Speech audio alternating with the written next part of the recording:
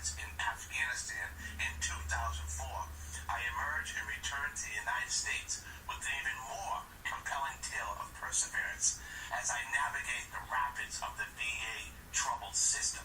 I gain new perspective with the fever of enthusiasm to all patriots across the swept fields of America. Okay, here I am live in Oakland County, USA on the Winter Springs Oviedo line. So today's podcast, we're doing something a little different. We're going to do a happy belated President's Birthday podcast, okay? And we got to showcase my favorite president, Ronald Reagan, our 40th president, with this song that Buddy Brown just came out, and I absolutely love it.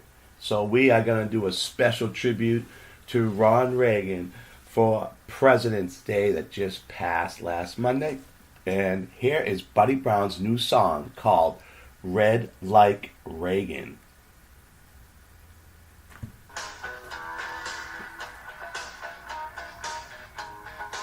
I can read your mind.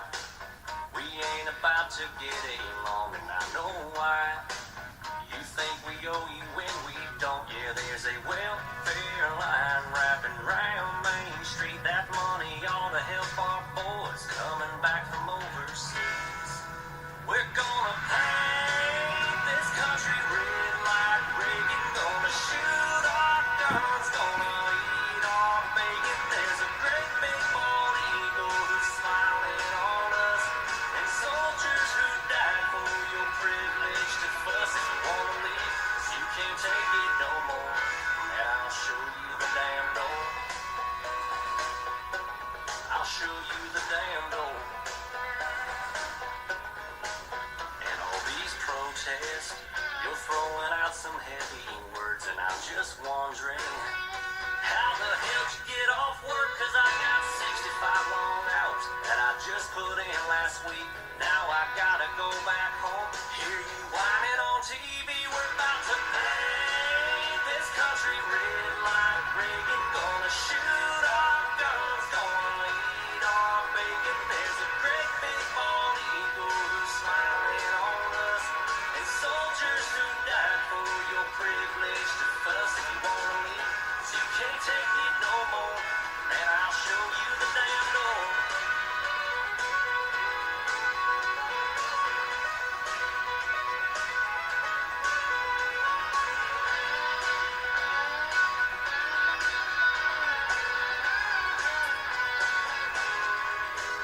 We're about to paint this country red like Reagan. Gonna shoot our guns and eat that bacon. There's a great big bald eagle who's smiling on us, and soldiers who died for your privilege to fuss. If you wanna leave, 'cause you can't take it no more, and I'll show you the damn door. I'll show you the damn door. Get out.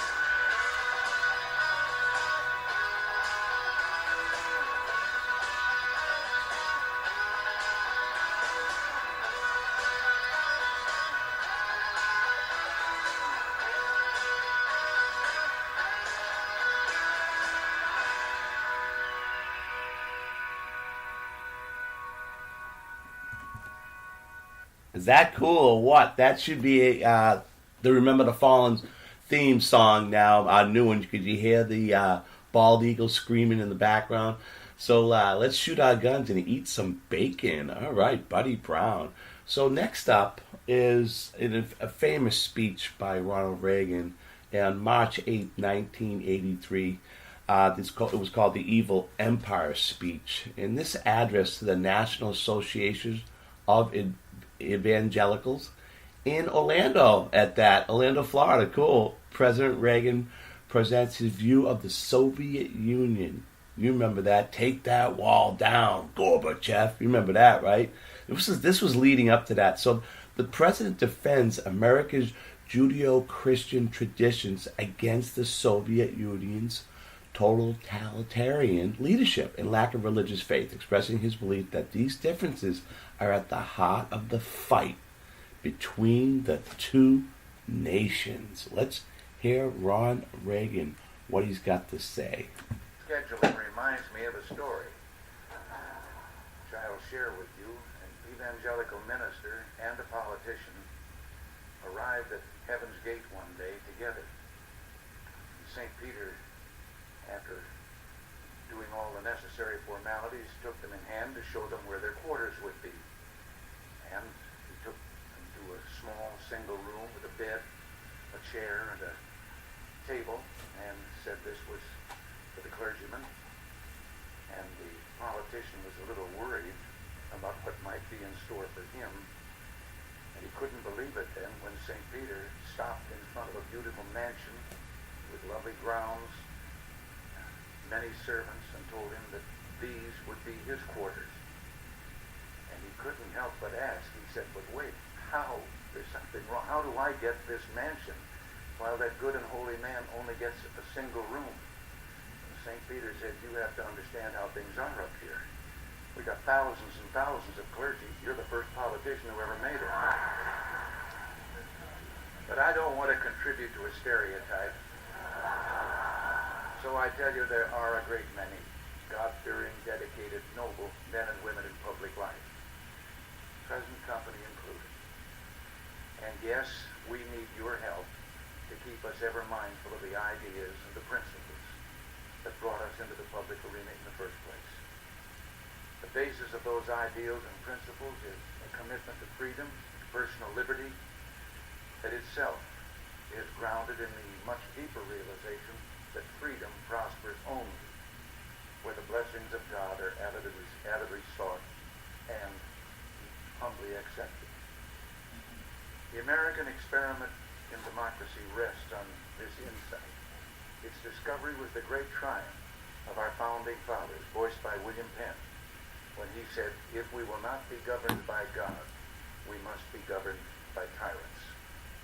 Explaining the inalienable rights of men, Jefferson said, the God who gave us life gave us liberty at the same time. And it was George Washington who said that of all the dispositions and habits which lead to political prosperity, religion and morality are indispensable supports. And finally, that shrewdest of all observers of American democracy, Alexis de Tocqueville, put it eloquently after he had gone on a search for the secret of America's greatness and genius.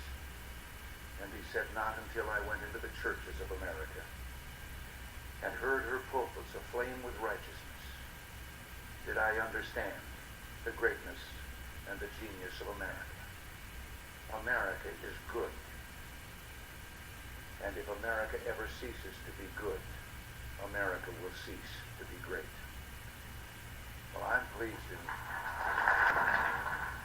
to be here today with you who are keeping America great by keeping her good. Only through your work and prayers, those of millions of others, can we hope to survive this perilous century and keep alive this experiment in liberty, this last best hope of man.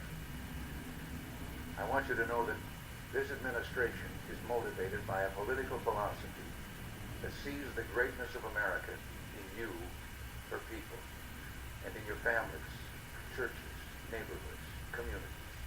The institutions that foster and nourish values like concern for others and respect for the rule of law under God. Now, I don't have to tell you that this puts us in opposition to, or at least out of step with, a prevailing attitude of many who have turned to a modern-day secularism, discarding the tried and time-tested values upon which our very civilization is based. No matter how well-intentioned, their value system is radically different from that of most Americans.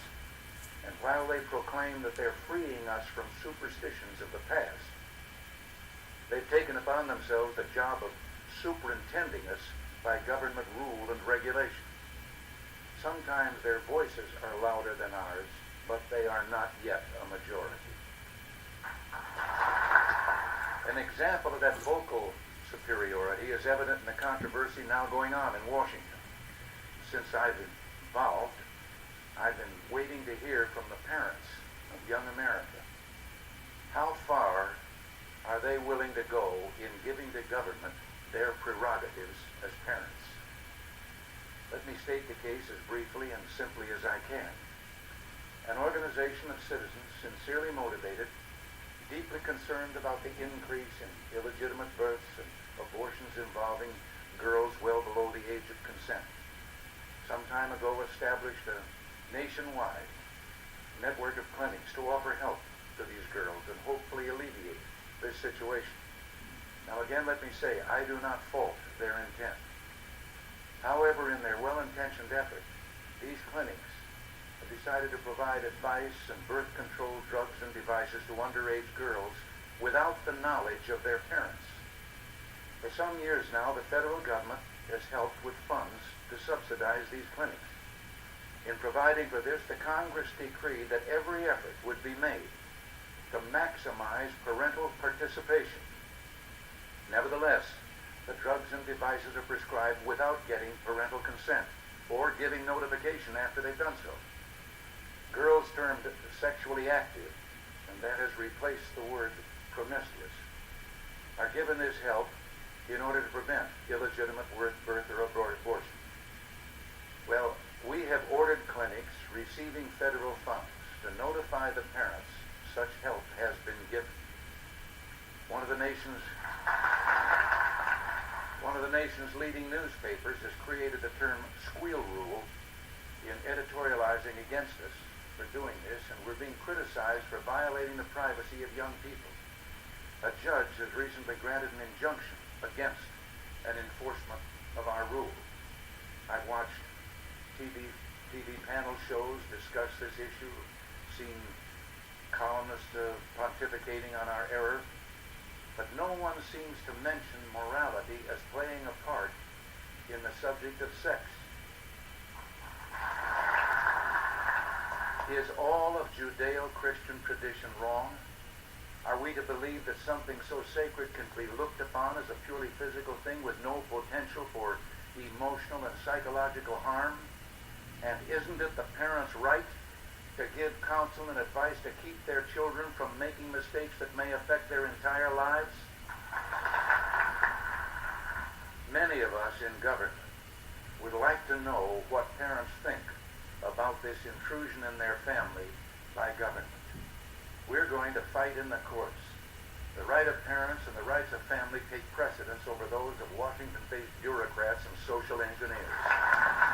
But the fight against parental notification is really only one example of many attempts to water down traditional values and even abrogate the original terms of American democracy. Freedom prospers when religion is vibrant and the rule of law under God is acknowledged. When our founding fathers passed the First Amendment, they sought to protect churches from government interference. They never intended to construct a wall of hostility between government and the concept of religious belief itself. The evidence of this permeates our history and our government. The Declaration of Independence mentions the Supreme Being no less than 4 times. In God we trust is engraved on our claim. The Supreme Court opens its proceedings with a religious invocation, and the members of Congress open their sessions with a prayer. I just happen to believe the school children of the United States are entitled to the same privileges as Supreme Court. Last year, I introduced the Constitutional Amendment to control prayer in public schools. Already this session is growing bipartisan support for the amendment, and I am calling on the Congress to act speedily to pass it, to let our children pray. Perhaps some of you read recently about the Lubbock school case where a judge actually ruled that it was unconstitutional for a school district to give equal treatment to religious and non-religious student groups even when the group meetings were being held during the students' own time. The First Amendment never intended to require government to discriminate against religious speech. Senators Denton and Hatfield have proposed legislation in the Congress on the whole question of prohibiting discrimination against religious forms of student speech. Such legislation could go far to restore freedom of religious speech for public school students, and I hope that Congress considers these bills quickly And with your help, I think it's possible we could also get the constitutional amendment through the Congress this year. More than a decade ago, a Supreme Court decision literally wiped off the books of 50 states statutes protecting the rights of unborn children. Abortion on demand now takes the lives of up to 1.5 million unborn children a year. Human life legislation ending this tragedy will someday pass the Congress, and you and I must never rest until it does. And until it can be proven that the unborn child is not a living entity, then its right to life, liberty, and the pursuit of happiness must be protected. Decline in respect for human life, that the philosophical premises used to justify abortion on demand would ultimately be used to justify other attacks on the sacredness of human life, infanticide or mercy killing. Tragically enough, those warnings proved all too true. Only last year, a court permitted the death by starvation of a handicapped infant. I have directed the Health and Human Services Department to make clear to every health care facility in the United States that the Rehabilitation Act of 1973 protects all handicapped persons against discrimination based on handicaps, including, and we have taken the further step of requiring that each and every recipient of federal funds who provides health care services to infants must post and keep posted in a conspicuous place a notice stating that discriminatory failure to feed and care for handicapped infants in this facility is prohibited by federal law.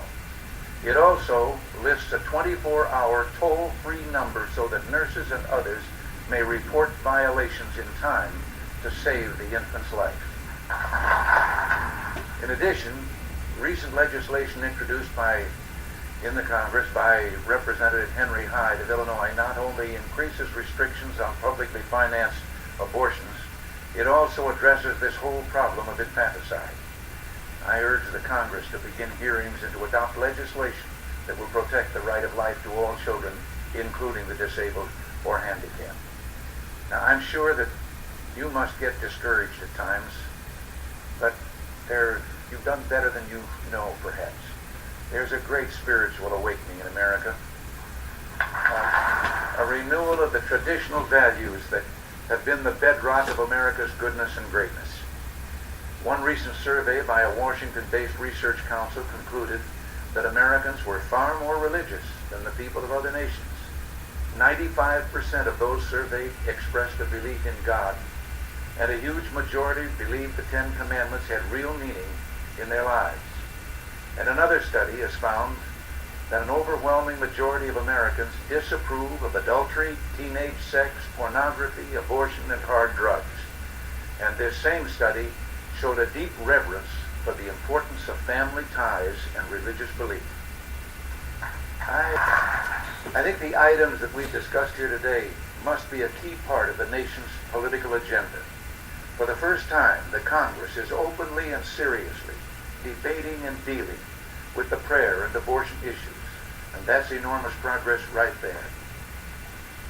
I repeat, America is in the midst of a spiritual awakening and a moral renewal, and with your biblical keynote, I say today, yes, let justice roll on like a river, righteousness like a never-failing stream.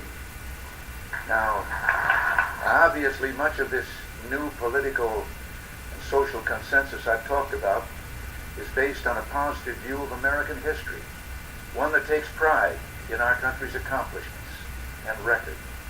But we must never forget that no government schemes are going to perfect man. We know that living in this world means dealing with what philosophers would call the phenomenology of evil, or as theologians would put it, the doctrine of sin. There is sin and evil in the world, and we're enjoined by Scripture and the Lord Jesus to oppose it with all our might. Our nation, too, has a legacy of evil with which it must deal. The glory of this land has been its capacity for transcending the moral evils of our past. For example, the long struggle of minority citizens for equal rights, once a source of disunity and civil war, is now a point of pride for all Americans. We must never go back. There is no room for racism, anti-Semitism, or other forms of ethnic and racial hatred in this country. I know that you've been horrified, as have I, by the resurgence of some hate groups preaching bigotry and prejudice. Use the mighty voice of your pulpits and the powerful standing of your churches to denounce and isolate these hate groups in our midst. The commandment given us is clear and simple. Thou shalt love thy neighbor as thyself. But whatever sad episodes exist in our past, any objective observer must hold a positive view of American history, a history that has been the story of hopes fulfilled and dreams made into reality. Especially in this century, America has kept alight the torch of freedom, but not just for ourselves, but for millions of others around the world. This brings me to my final point today.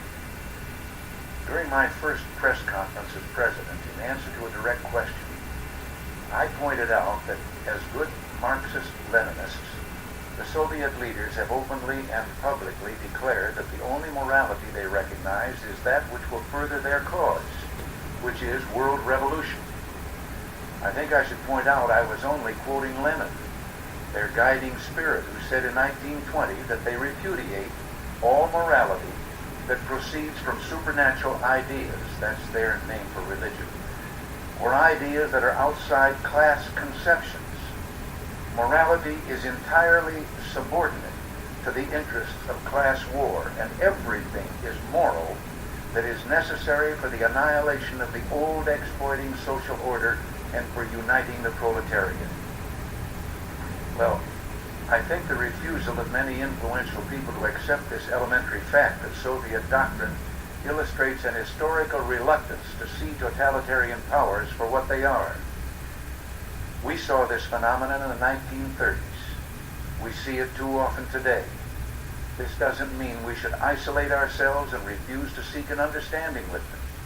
I intend to do everything I can to persuade them of our peaceful intent, to remind them that it was the West that refused to use its nuclear monopoly in the 40s and 50s for territorial gain, and which now proposes 50% cut in strategic ballistic missiles and the elimination of an entire class of land-based intermediate range nuclear missiles. At the same time, however, they must be made to understand we will never compromise our principles and standards. We will never give away our freedom. We will never abandon our belief in God. And we will never stop searching for a genuine peace. But we can assure none of these things America stands for through the so-called nuclear freeze solutions proposed by some. The truth is that a freeze now would be a very dangerous fraud, for that is merely the illusion of peace. The reality is that we must find peace through strength. I would agree to a freeze if only we could freeze the Soviets' global desires.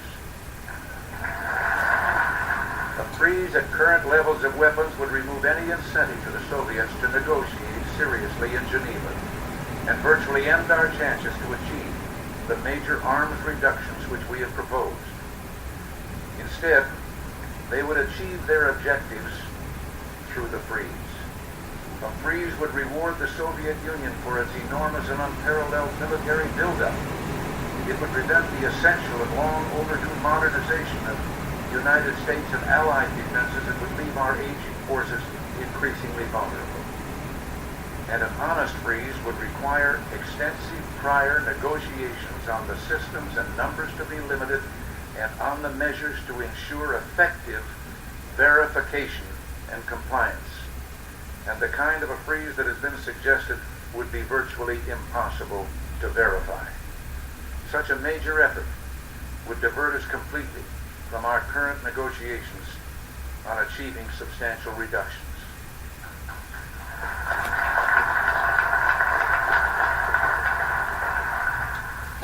A number of years ago, I heard a young father, a very prominent young man in the entertainment world, addressing a tremendous gathering in California.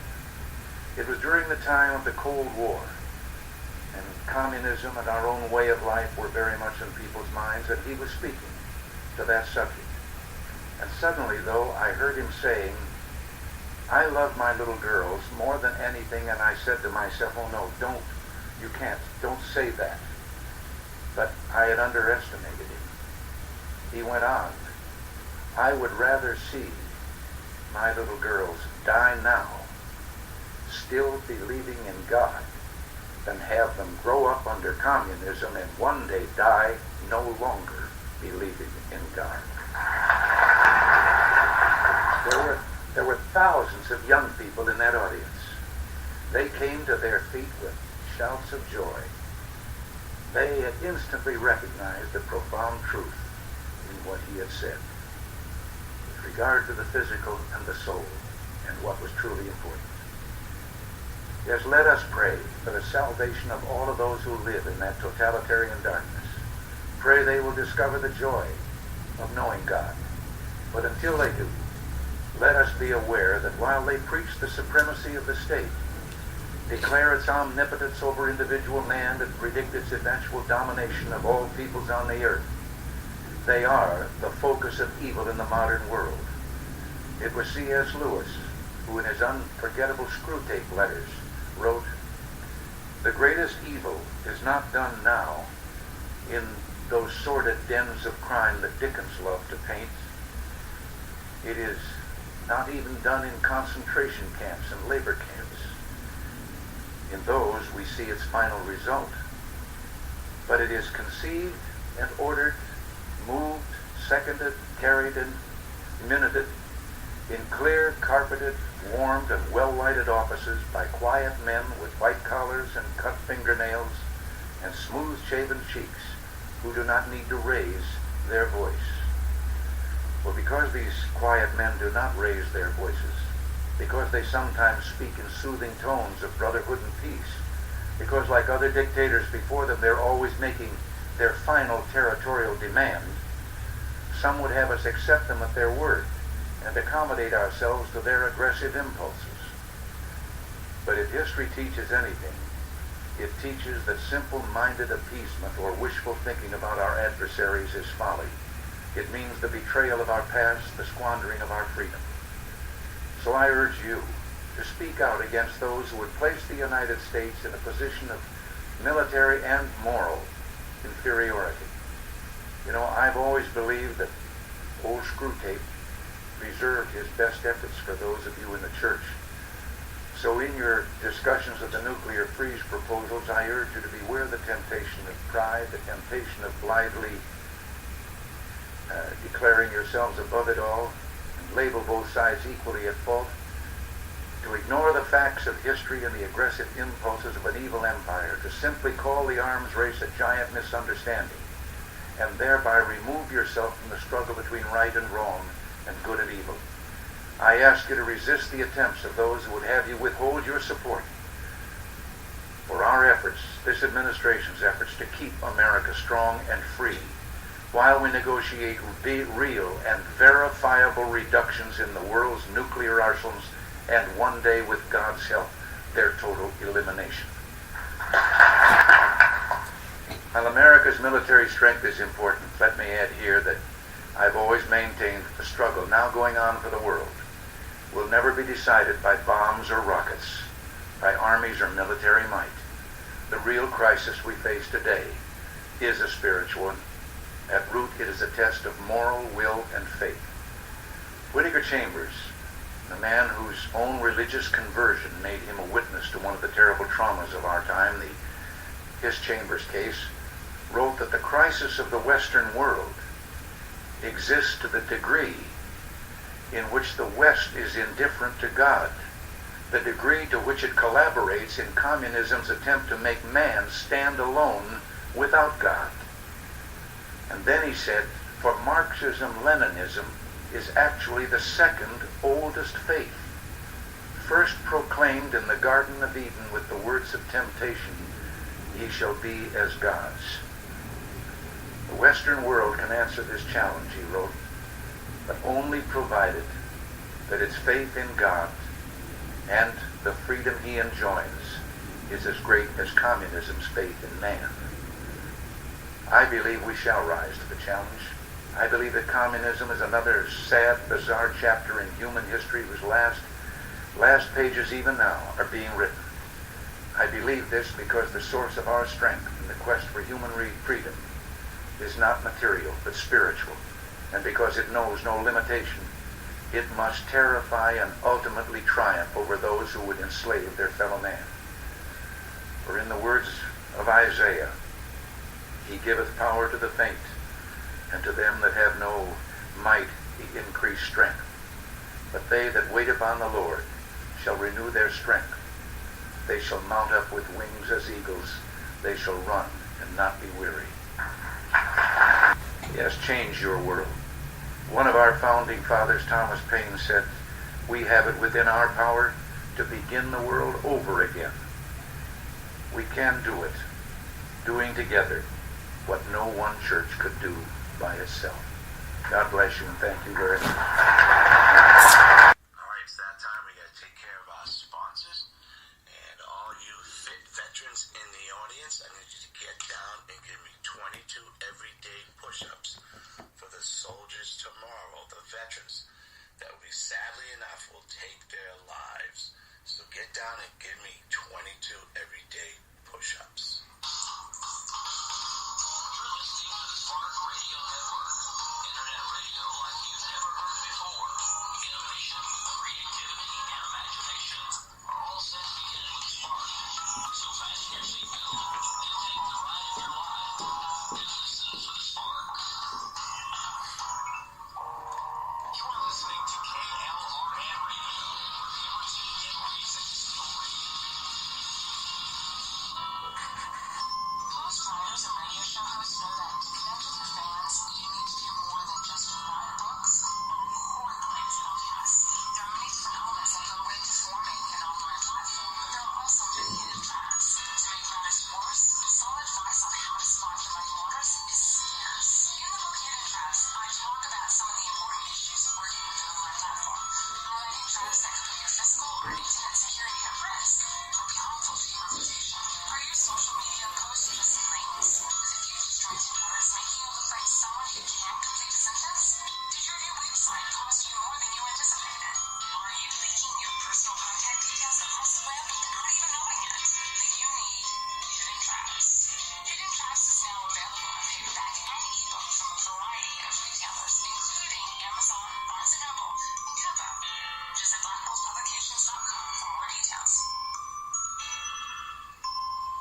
If you're 85 or younger, would you like peace of mind and comfort for your family or your final expense direct with an urgent message for you? The average funeral today costs over $8,000, but the most you'll get from government benefits is $255. How will your family pay the difference? We can help. Our senior plans start as low as just $1 a day and pay up to $30,000 for a funeral and other final expenses. Peace of mind is easy. There's no medical exam. You'll have lifetime coverage, and your plan can't be canceled as long as you pay your premiums. Call now for free information about our senior plans. Answer a few simple questions and receive approval right on the phone. Plus, call right now and we'll give you a discount prescription card for free. Call 800-553-8687. That's 800-553-8687. Again, 800-553-8687. KLRN Radio has advertising rates available. We have rates to fit almost any budget. Contact us at advertising@klrnradio.com.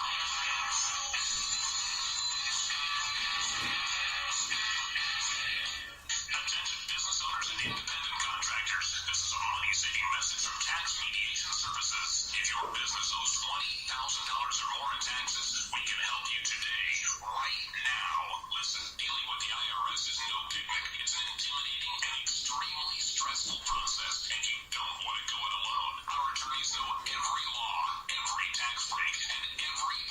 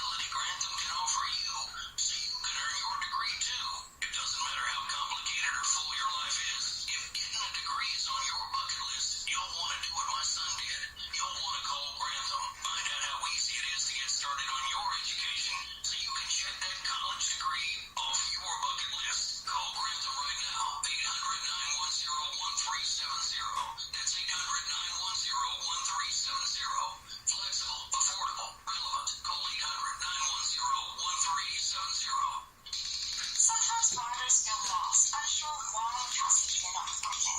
Takes another set of eyes to help us nurture our writing to full maturity. At Black Wolf Editorial Services, we strive to enable writers to develop and grow, offering manuscript critiques and line edits in a mentoring editorial style.